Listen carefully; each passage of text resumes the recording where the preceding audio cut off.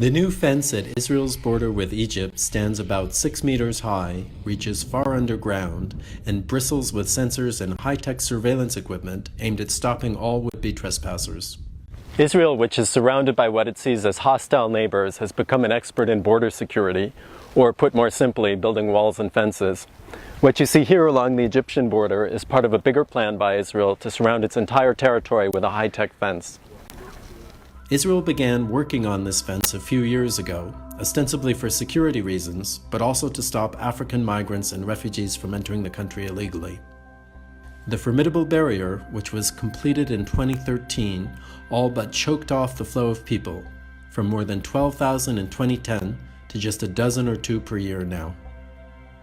Shahar Nachmani, an Israeli soldier who works at the border, tells me the fence is so high that would-be crossers need the help of another person to get over it, and typically a ladder too. Touching the fence activates an alarm. While the wall that Israel is best known for is its controversial West Bank security barrier, which was built to stop suicide bombings, the country is now building high-tech fences and walls around all of its external international borders too.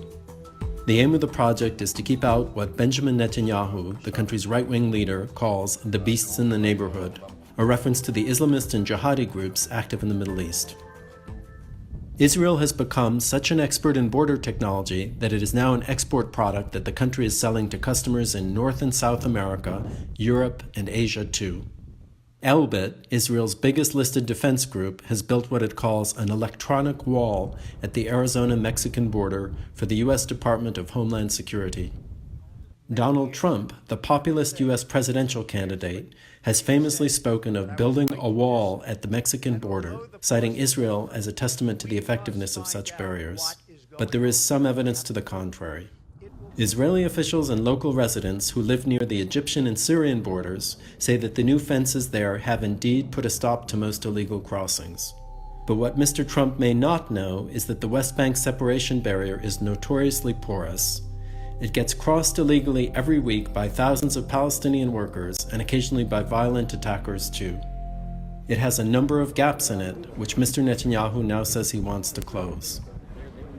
Raful Rofa, a Palestinian human rights activist who fought the building of a new section of wall near Bethlehem, tells me he has seen people using ladders, ropes, and other means to cross the barrier. Israel claims that the wall works. It claims that after building the separation wall, the number of attacks dropped drastically against it. On the other hand, I saw people jumping over the separation wall on several occasions. You cannot keep people locked up in a certain area without giving them an option to work and to fend for themselves. Israel Ziv, an Israeli security consultant, helped to build the West Bank barrier when he was in the military. He concedes that while walls can be effective tools for maintaining security, they are less good at stopping economic migrants dead set on crossing into a country. When we talk about the motivation of Palestinians, to come and get employment in Israel, they will dare to cross and they will invent new methods to cross. Of course, that the fence is useful, but not against all cases. And when there is a very strong need to come to find a job in Israel, I think that there are many that find those holes in the fence and succeed to go across. Mr. Ziv also says that a physical wall is just one part of a broader border security strategy that should also incorporate other tools and policies, including good neighborly relations.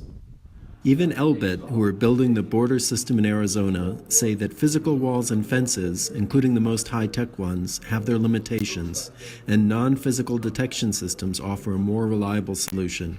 We believe that the electronic solution has far more advantages than any physical.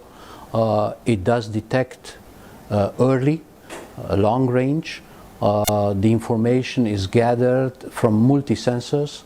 Israel sees itself as a major high-tech power and a microcosm of a tougher world made more insecure recently by terrorism, the unchecked flow of migrants, and war. If it's right, the move to cordon itself off through imposing physical barriers and advanced electronics could provide the rest of us with a glimpse of things to come. John Reed, Financial Times, at the Israeli-Egyptian border.